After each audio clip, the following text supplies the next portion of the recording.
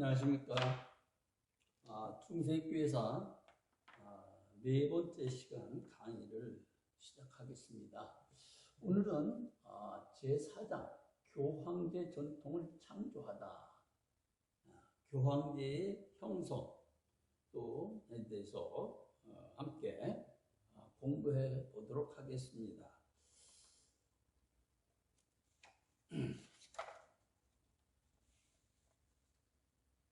교황의 역사는 교황과 교황청의 역사이자 동시에 가톨릭교회의 역사라고 볼 수 있습니다. 로마 가톨릭 조직과 교황 권력이 언제부터 시작되었는지는 딱 부러지게 답이 없습니다. 역사 속에서 장기간 점진적으로 형성된 것으로 보고 있습니다. 로마 주교가 그도교계의 수익권을 주장하는 가장 큰 근거는 사도 베드로의 권위가 로마 교회를 통하여 개성되었다는 것입니다. 초대교회 시기에 형성된 5개의 총대교구는 이론적으로 평등하였지만 유일한 서방 라틴 지역 교회라는 지정학적 특수성, 소로마 멸망 이후 라틴 세계의 질서를 주도했다는 현실, 동로마 황제의 정치적 개입에 맞설 권위의 필요, 이런 것들이 작용을 했다고 봅니다. 로마 교회가 주도적으로 이민족의 그리스도교를 전파하여 서유럽을 형성하였다는 요인 등이 겹쳐 로마 주교가 로마 교회의 책임자를 넘어 그리스도교 세계의 중심이라는 헤게모니를 형성했다고 보고 있습니다. 중세사가 헤이코 오베르만은 그리스도교가 추구하는 전통을 크게 2가지로 구분했습니다. 오베르만은 종교개혁의 전통, 즉 성서를 신학적 문제에서 충분하고도 최종적인 권위로 인정하는 것을 전통 1이라 하고, 이와 대조적으로 교회가 반포한 교령이나 법령, 교황의 서신 등을 성서와 더불어 중요한 권위로 인정하는 전통이 가톨릭 교회에 남아있는데 이를 전통 2라고 불렀습니다. 가톨릭 교회가 교황을 중심으로 중세 유럽에 형성한 것은 성서라는 경전의 권위 위에 제독교회가 이어간 전통을 융화시킨 전통 2라고 할 수 있습니다. 개신교 시각에서 보면 가톨릭이 형성한 전통 2는 성서의 가르침에서 벗어난 것으로 비판의 대상이 될 수 있으나, 반면 전통 2의 긍정적인 역할이라고 본다면 시대 상황에 맞게 스스로를 탈바꿈해 간다는 적응성이라고 할 수 있습니다. 현재 시각에서 보면 교황이 차지하였던 두드러진 위상 때문에 교황이 유럽을 지배하였다고 해야 할 위험이 있습니다. 실제로 교황이 행사한 권력은 예상과 다릅니다. 교황 수의설은 12세기 이후에 현실로 구현되었습니다. 이 과정은 점진적이고도 유기적으로 이루어졌습니다. 교황제는 대략 4단계의 발전 과정을 거쳤습니다. 교황제가 형성되어지고 완성되어지는 데는 4단계의 어떤 발전 단계가 있었다 하는 것입니다. 1단계는 교회가 시작되고 그리스도가 공인된 전후 로마 교회의 형성이었습니다. 그리스도가 공인된 전후 로마 교회의 형성이었다. 이 기간 동안 가톨릭 교회는 교황을 중심으로 단일한 신학과 정치 체계를 형성시켰다. 그러니까 로마 교회 형성기.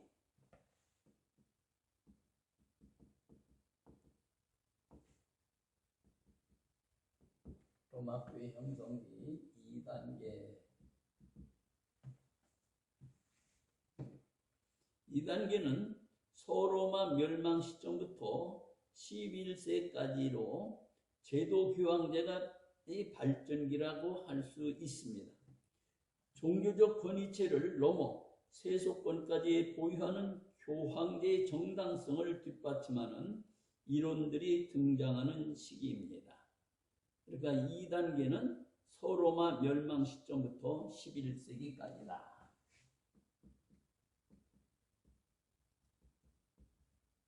멸망부터 11세기. 자, 그러면 3단계는 11세기부터 13세기로 완성된 군주제로서의 교황제이다. 교황은 유럽 봉건 질서 속에서 상위 군주가 되어 종교 문제는 물론 세속 사안에서도 강력한 영향력을 행사하게 됩니다. 그러니까 이때는 11세기에서 13세기.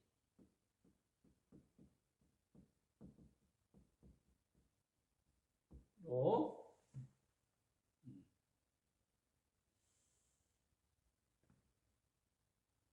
완성된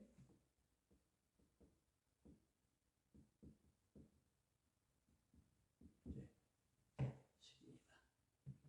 4단계는 14세기부터 시작되는데 이때 가톨릭 교회에 분열이 일어납니다.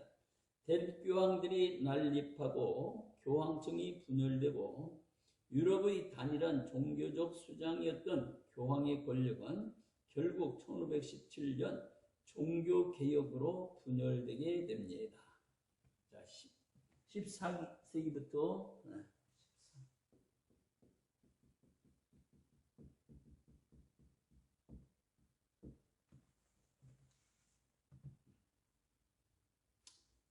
사트네티 때 가톨릭 교회 분열.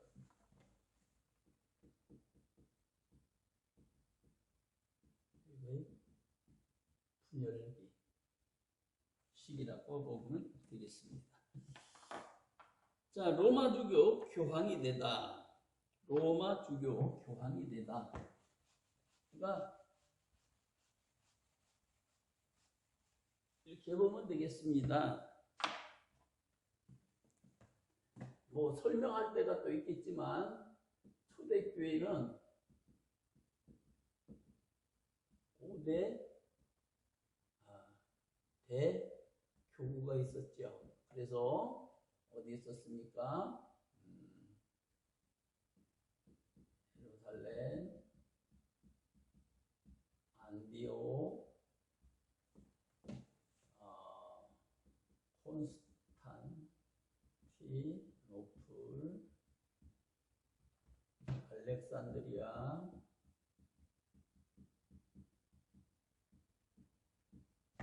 그 다음에 로마. 이것들은 전부 다 동방에 있었고요. 서방, 라틴.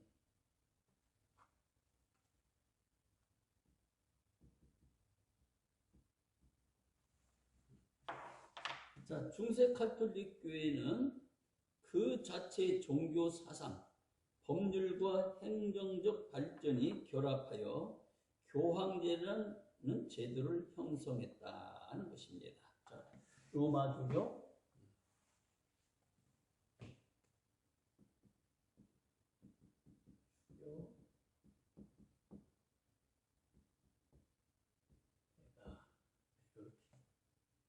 여기 각 주교가 있었는데 이렇게 교구마다 주교가 있었는데 로마 주교가 교황이 됐다 하는 이야기죠. 313년 그리도 공인 당시 로마 교회는 다른 교회보다 우월한 도덕적 권위를 확보하고 있었지만 법적으로 우월한 지위를 가진 것은 아니었다. 그럼에도 로마 교회의 종교적 권위는 교황 수위권 사상 발전에 큰 영향을 주었습니다. 그 근거로는 사도들의 대표인 베드로가 로마의 교회를 세웠으며 베드로와 수많은 초기 순교자들의 순교 터전 위에 교회가 발전했다는 것입니다. 이 시기에 로마 주교인 교황이 베드로의 후계자로 간주되기 시작했습니다. 교황 다마스쿠스가 사도자라는 용어를 4세기 후반 처음 사용하였습니다. 422년 보니파키우스 1세는 로마 교회의 수위성을 주장하였고 교황 레오 1세도 사도제의 권한은 그도가 사도 베드로에게 지상의 교회를 맡긴 데서 유리한다고 주장했습니다. 613년 아일랜드 수도사 콜룸바누스는 베드로와 바울의 유물 때문에 로마는 신성하며 그 위에 세워진 로마 교회는 세계교회의 수장이라고 선언했습니다. 여기서 이들이 이렇게 5개 대교구 주교들이 평등, 동일한 위치에 있음에도 불구하고 이들이 이 로마 가톨릭이 자기들이 수위권,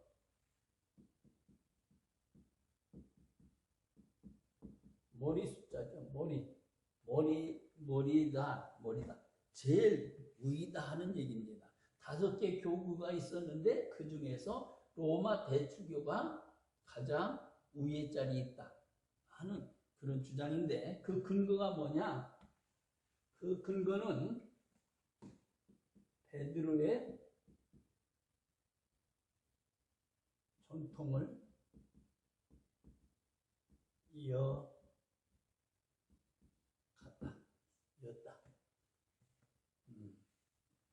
이것이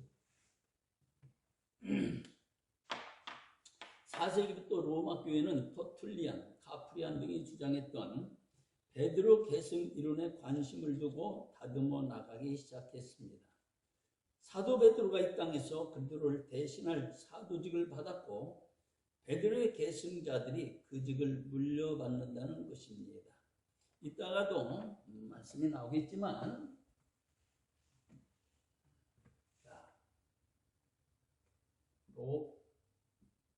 마태복음 16장에 예수님께서 베드로에게 뭐라고 그래요? 너는 반석이니 내 교회를 내 위에 세우리라. 예수님께서 베드로에게 너는 반석이라고 하셨고 내 교회를 그 위에 세울 것이다. 이것이 예수님께서 베드로로 이어지는 수위. 그러니까 베드로는 예수님의 직접 후계자이고 그 다음에 베드로가 로마에 가서 교회를 세우고 거기서 목회를 하고 그래서 로마 교회의 첫 주교는 누구냐? 바로 베드로고 그 다음에 그 베드로의 어떤 수위성을 이어받은 게 로마 교회고 주교들이다 하는 것이죠. 이런 어떤 내용들입니다.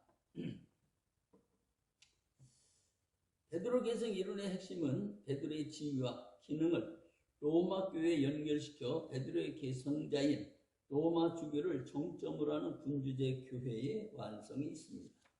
로마 주교가 이런 지위로 인정받은 배후에는 비잔틴 천도 이후 황제 역할도 있었습니다. 수도를 옮기면서 이탈리아 반도에서 제국의 지리적 중심지인 콘스탄티노플로 제국의 추는 급속히 옮겨지게 됩니다. 동로마 황제는 소로마 지역 관할권을 주장하는 한편 이민족의 침입에 맞서 제국의 전통과 근두교를 전파하려는 로마 교황의 노력에 힘을 보태줍니다. 교황은 소로마 제국의 실질적 계승자였습니다.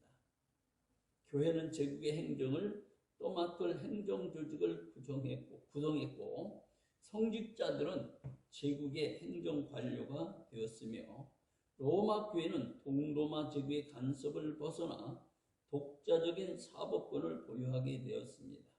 로마 교회는 외적으로만 제국의 형태를 모방한 것이 아니라 실제로 황제의 권위를 확보하려 여러 내부 조치를 단행했습니다.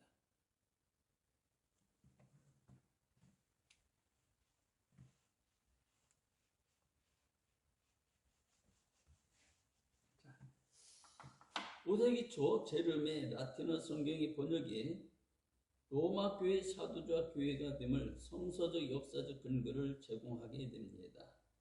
사도 베드로의 전승이 이론의 핵심 본문을 읽히는 마태복음 16장 18절 19절의 라틴어 번역문을 그리스도와 교회의 관계를 로마법의 용어와 개념을 빌려 이해하기 시작한 것입니다. 초대 라틴 교부 성 클레멘스가 썼다고 알려진 클레멘스 서신은 로마 주교였던 클레멘스가 그리스도의 동생 야고보에게 쓴 서신으로 이 서신은 베드로가 그리스도로부터 의임받은 이 땅에서 메고 푸는 권한을 클레멘스 자신이 베드로로부터 직접 승계받았다는 주장을 합니다. 교황은 베드로의 유일한 후계자로서 베드로에게 부여한 권한을 같은 방식으로 행사하는 것을 정당화했습니다. 로마 교회의 수위성, 그러니까 아까 말씀드린 대로 이 5개 교구 중 로마 교회의 수위성, 머리라는 얘기는 머리. 또 어떻게 보면 으뜸.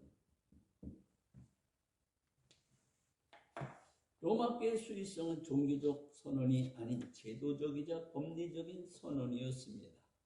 비록 로마 교황청이 종교적 특징을 강하게 내포하고 있지만 법적인 지위를 지닌 제국 정부로서도 기능을 했습니다.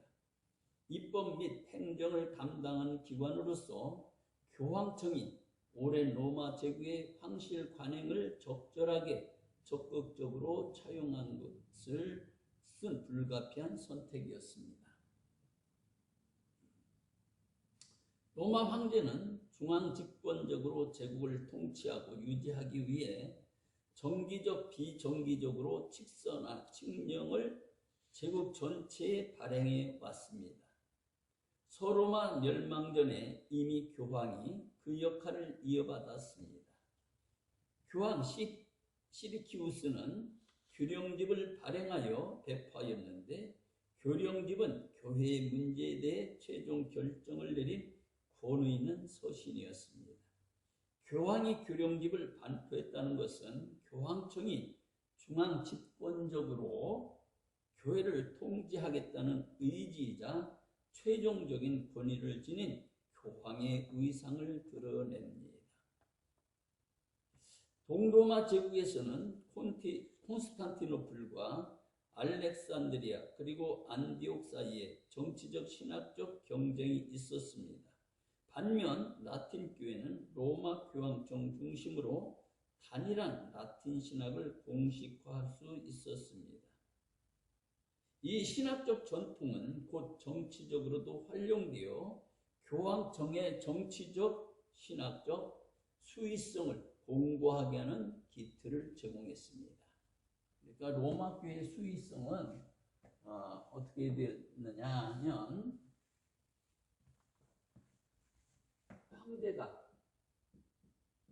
황제가 국가를 통치할 때 어떤 그런 직서나 칙령을 반포했는데 이것을 그대로 가져와서 교황이 교회들 위해 들의 통치하는 방식으로 교령집, 병령집을 반포했다. 이게 중앙 집권적인 형태였다 하는 거죠. 그 다음에 또 하나는 뭐냐면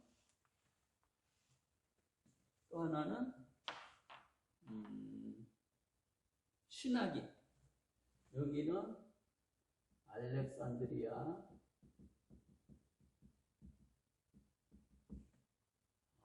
또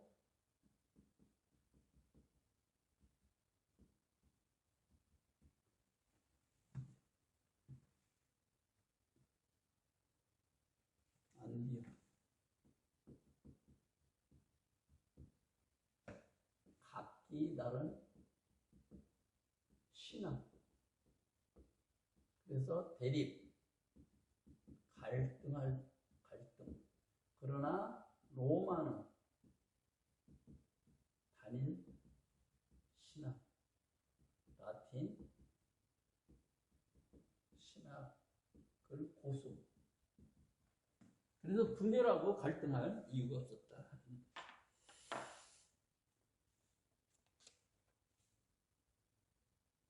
그 다음에 로마를 구한 대교황 레오 1세 보겠습니다. 그 중세 교회사에서 아주 중요한 한 사람이 누구냐면 바로 대교황 레오 1세입니다. 로마를 구한 1세.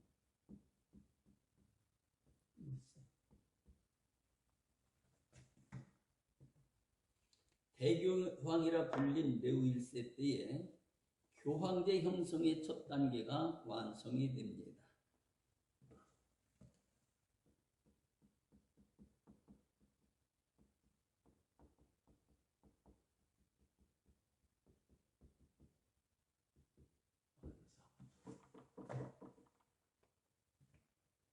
레오 1세는 의인의 콘스탄티노플이나 동방교회와 다른 신학과 교회 구조, 교회 정치를 갖춘 독자적인 가톨릭 교회가 형성이 됩니다.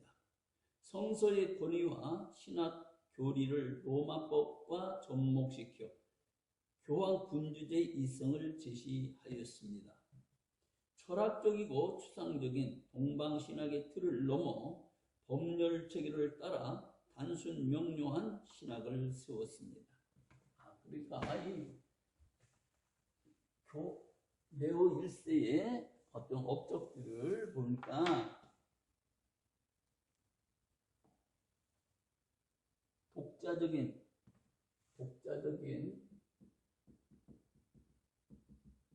신학 형성, 그 다음에 교회 구조, 교회 정치 형성했고 또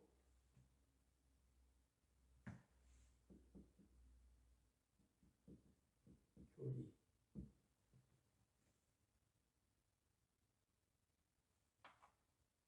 성서와 어떤 교리를 또 로마 법과 접목시켜 법률 제도와 접목시켰다. 그 다음에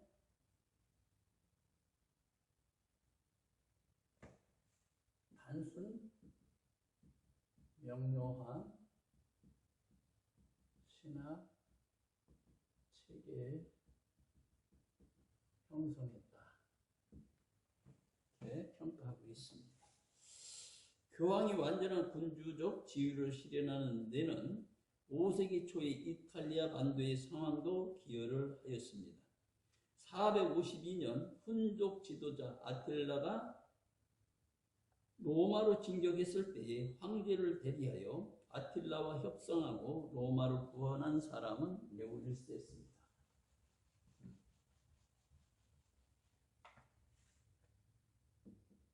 훈족 지도자 아틸라와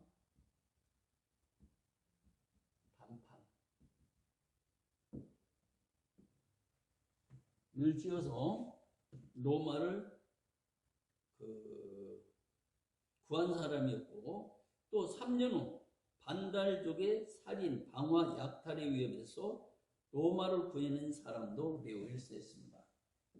3년 후에는 반달족으로부터, 이 반달족은 아주 폭력적이고 그런 사람들이었는데 거기서 로마를 구한. 이렇게 되자 이렇게 훈족 외세로부터 로마를 구하자 로마인들과 야만인들 모두가 교황은 로마를 구원한 인물로 인식이 되었다는 것입니다. 정치적으로 로마를 구한 레오 1세는 클레멘스 1세와 마찬가지로 사도자 교회로서의 로마 교회와 베드로를 연결합니다. 그것을 규정하는 레오 태제는 첫째, 로마법에 따라 직책 보유자라는 면에서 베드로와 그 직책의 승계자인 교황은 법적으로 차이가 없다. 이것도 좀 기록을 해볼까요? 시간이 많이 지났으니까.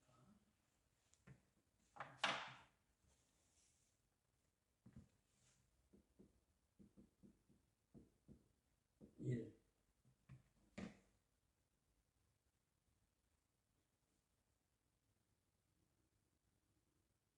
베드로와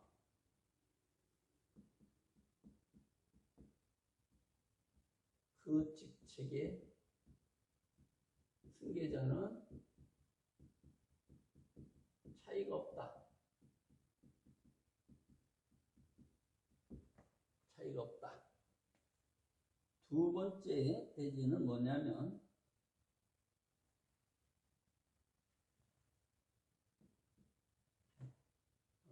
교황은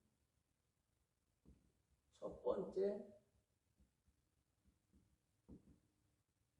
교황과 교황에게 주어졌던 법적 자격을 동일하게 보유한다는 것입니다. 세 번째는 교황의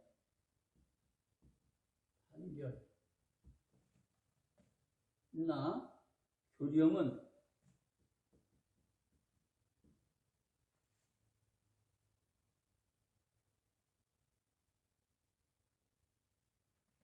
그 교황의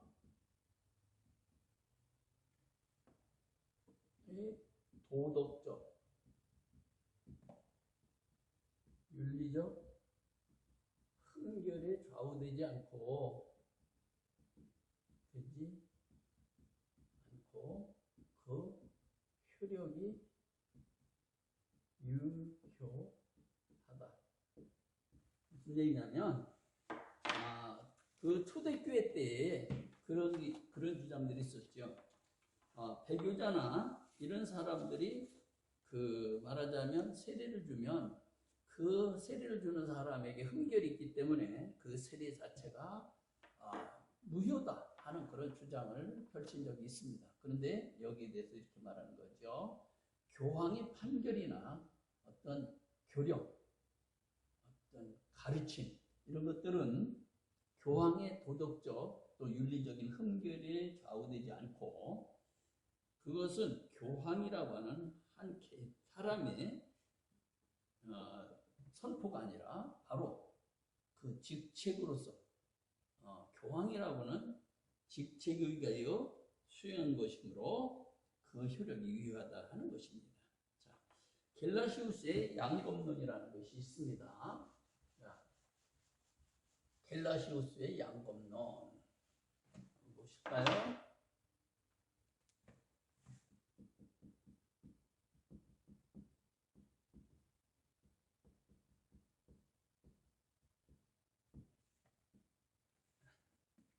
겔라시우스의 양검론은 교황 수익권 이론의 발전에 기여한 또 한 사람의 교황이 겔라시우스인데 494년 교황 겔라시우스는 비잔틴 황제 아나스타시우스 1세에게 양검론이라고 알려진 서신을 보냅니다. 이 양검론은 뭐냐면 이런 얘기입니다. 여러분도 잘 아는 대로 베드로가 그 제사장이 보낸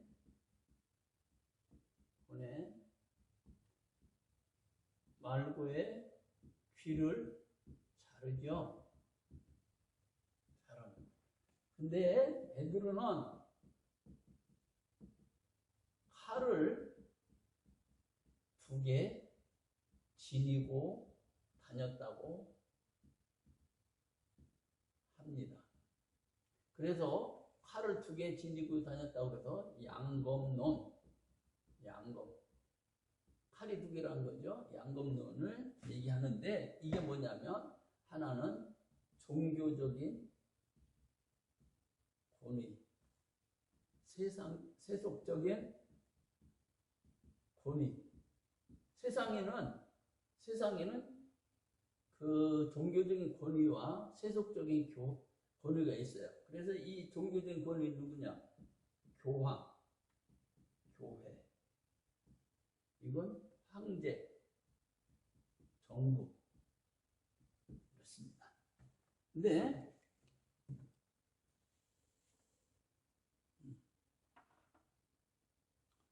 이 2가지는 서로 독립적으로 서로 보완하고 협력하고 때로는 갈등하고 견제하는 역할을 합니다. 하지만 죽은 뒤에 어떻게 되겠습니까? 죽음 이후 심판대에서 교황이 황제를 위해서 황제를 변호하게 됩니다. 그래서 평상시에는 이 종교적 권위, 말하자면 교황과 황제의 권위가 서로 동일하고 동등한 것처럼 보이나 사후에는 교황이 하나님 앞에 황제를 변호하고 변증하기 때문에 이 교황의 권위가 더 높다 하는 그런 주장입니다. 이 이론은 교황제 발전의 2번째 단계인 교황의 수익권 주장으로 연결이 됩니다.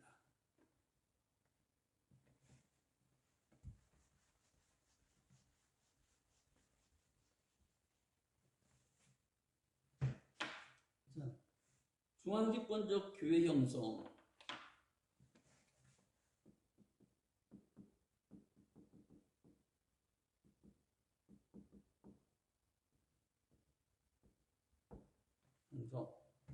그레고리우스 1세 때 중세 형태의 교황직이 나타납니다. 그는 유럽 전체를 하나의 가톨릭 공동체로 만드는 첫발을 내디뎠습니다.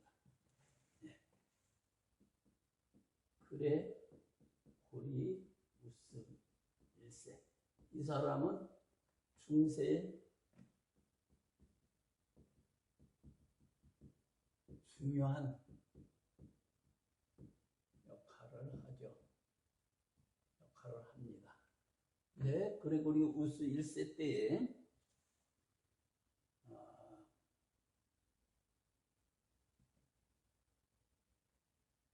그는 유럽을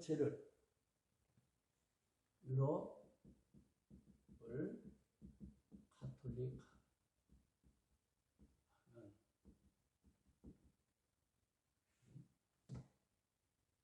일을 시작한 사람으로 알려지고 있습니다. 자, 그레고리우스는 다양한 전통들을 그리스도교 세계 안에서 하나로 통합하고자 시도했습니다. 다양한 문화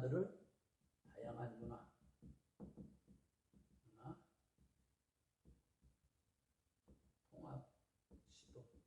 그러니까 내려오던 로마의 전통 있습니다. 로마 전통. 또 그리스도교 문화, 또 게르만 문화가 있겠죠. 이 세 개를 통합하는 것입니다. 혼합, 서로를 수용하는 거죠. 그래서 유럽 선교는 일방적인 그리스도교 문명의 전달이 아니라 토착 게르만 문화와의 조화를 시도하는 양방향이기도 했습니다. 교황직에 오른 그레고리우스 1세는 랑고바르드족의 침입과 비잔틴 황제의 권력 행사 속에서 로마의 안정과 독립을 지켜내는 것이 무엇보다 중요하였습니다. 교황 그레고리우스는 친히 군대를 동원하여 랑고바르드 쪽과 전투에 나서기도 하였습니다. 아직 완벽한 체계를 갖춘 것은 아니었지만 교황이 군대를 소집할 정도로 정치 참여가 이루어졌다고 하는 의미를 가집니다.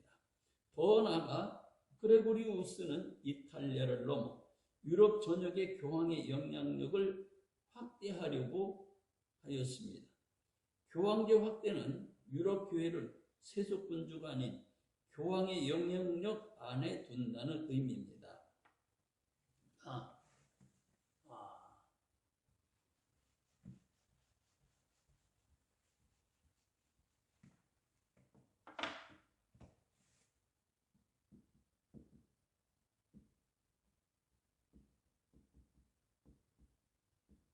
확산하고자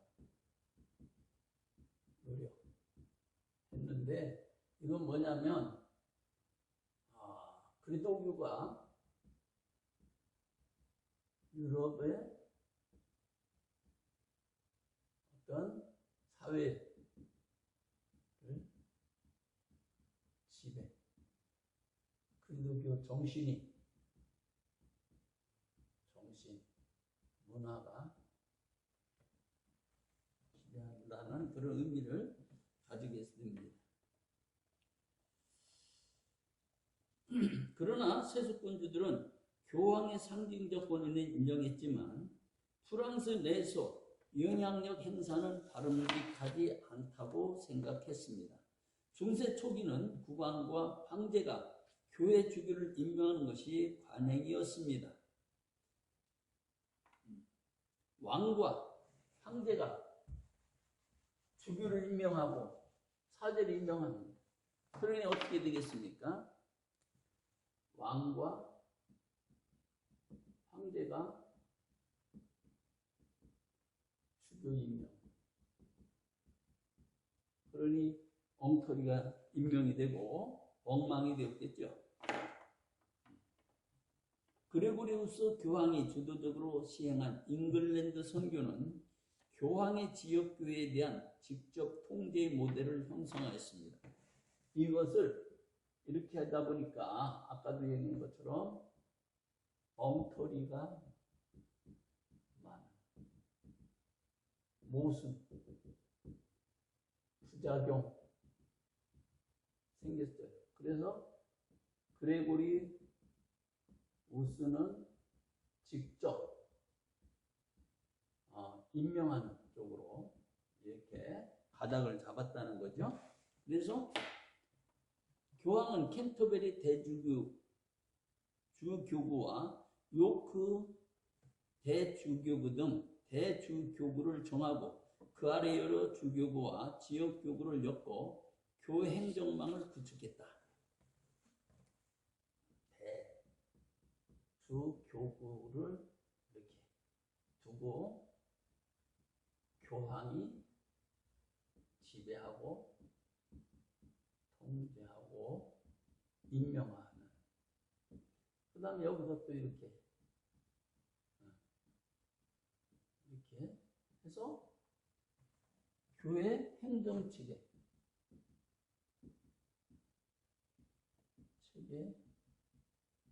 구축하고 교황이 직접 다스리는 그런 체제를 만들어 갔다는 얘기입니다.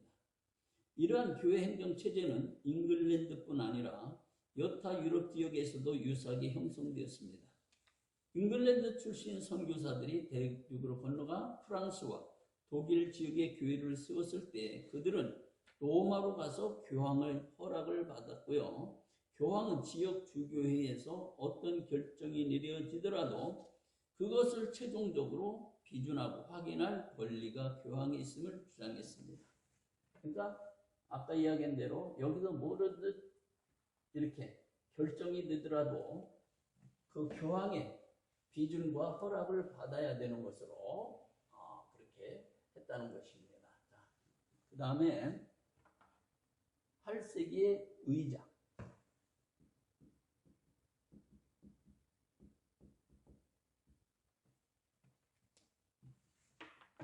교황이 이탈리아와 유럽 지역의 영적 세속적 지배권을 가지고 있다는 근거로 인용되는 문서가 콘스탄티누스의 기증장으로 불리는 문서입니다.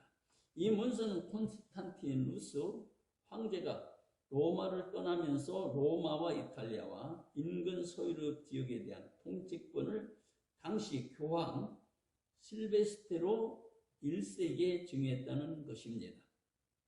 중세 내내 이 문서는 교황이 유럽 전체에 적법한 통치권을 가진다는 근거로 인용되어 왔습니다. 하지만 이 문서는 8세기 무렵 위조된 것으로 밝혀졌습니다. 이 위장 문서가 나오게 된 배경은 교황의 통제권을 주장하는데 주교들과 그 지역 세속군주 간 분쟁의 산물이라고 보고 있습니다. 즉 주교들이 교황과의 직접적인 관계를 강조하고 세속의 간섭으로부터 교회를 보호하려는 이른바 왕권을 경계하려는 포석에서 나온 것으로 보고 있습니다. 그러니까 아까 이야기한 대로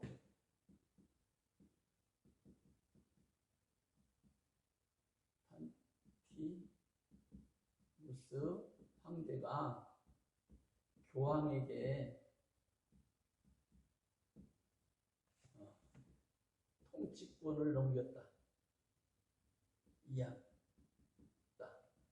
이게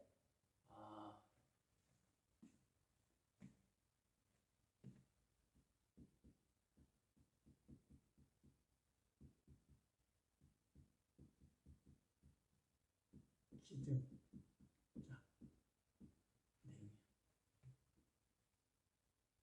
의작인데 콘스탄티누스 황제가 교황에게 모든 그 어떤 지역의 국가의 통치권을 넘겼다. 그래서 교황이 황제를 대신해서 통치할 권한을 가진다 하는 것이 바로 이 콘스탄티누스의 기증장인데요. 지금 무엇을 강조하려고 했냐면 교황과의 직접 그 세속의 어떤 권한으로부터 어떤 교회를 보호하려는 이른바 왕권을 견제하고 교회를 보호하려고 하는 그런 포석에서 나온 것으로 보고 있습니다. 770년경 작성되었을 것으로 보이는 이 문서는 교황권을 뒷받침하는 도구로 사용되었습니다.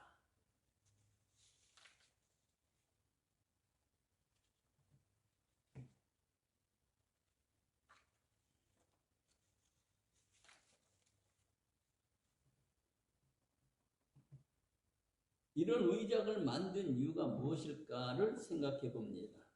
프랑크 왕 피피는 기존 메르빙거 왕조를 전복하는 쿠데타를 시도합니다. 그 정권의 정당성을 교황 자카리아스가 승인을 해줍니다. 이에 대한 보답으로 피피는 754년 이탈리아 원정에서 랑고바르드족에게서 라벤나를 되찾아 교황에게 기증합니다. 8세기 이러한 상황을 정당화하는 문서가 콘스탄티누스의 기증장입니다. 교황권과 세속권의 극단적인 대치를 통해 8세기 세속 군주와의 세력 갈등에서 교황 소유권의 주장의 정당성을 확보하려는 의작자의 의도가 담겨 있다고 볼 수가 있습니다. 자, 그러면 이러한 의족 문서가 중세시대에는 상당히 많았다고 합니다.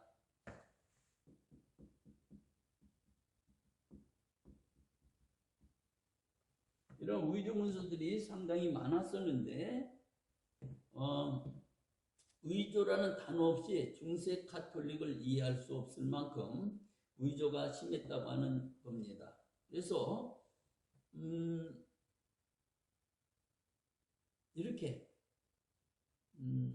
11세기 이전 교황의 서신들은 대부분 원본을 찾을 수 없다고 합니다. 피핀이 전복시켰던 메르빙거 왕조가 남긴 사료의 절반 이상이 의작이고 11세기 이전 교황의 서신들은 대부분 원본을 찾을 수가 없습니다. 그러므로 남아있는 문서들은 대부분 의변조되었을 가능성이 높은데 당시 글을 읽고 쓸 줄 아는 이들은 대부분 성직자였으므로 이 의조 역시 성직자들의 작품이라고 볼 수가 있습니다. 그럼 당시 성직자들이 죄의식을 갖고 문서를 위조한 게 아닙니다. 이들은 위조라는 인식보다는 각색을 통해 하나님의 뜻을 드러내고 사람들의 종교심을 고양한다고 생각을 했습니다. 그러니까 이 의작을 통해서, 위조를 통해서 하나님의 뜻을 구현, 교인들의 신앙을 고취시킨다. 그런 어떤 선한 목적이 있었기에 양심의 가책을 느끼지 않았다. 그러니까 목적이 좋기 때문에 수단, 문제가 되지 않는다. 이렇게 보았던 것이죠. 중세시대는 사실과 허구를 나누는 기준이 실제 역사성 여부가 아니었습니다. 역사적 사건은 아닐지라도 종교성 혹은 도덕심을 고양하고 사람들의 일체감을 함양하는 등 공동체의 덕을 세울 수 있다면 역사라는 이름으로 불렸습니다. 목적이 정당하고 신성하다면 허구도 역사로 인정되는 것이 중세의 현실이었습니다. 자, 오늘은 이렇게 여기까지 하도록 하겠습니다. 함께 공부해 주신 여러분 감사합니다. 다음 주에 또 뵙겠습니다.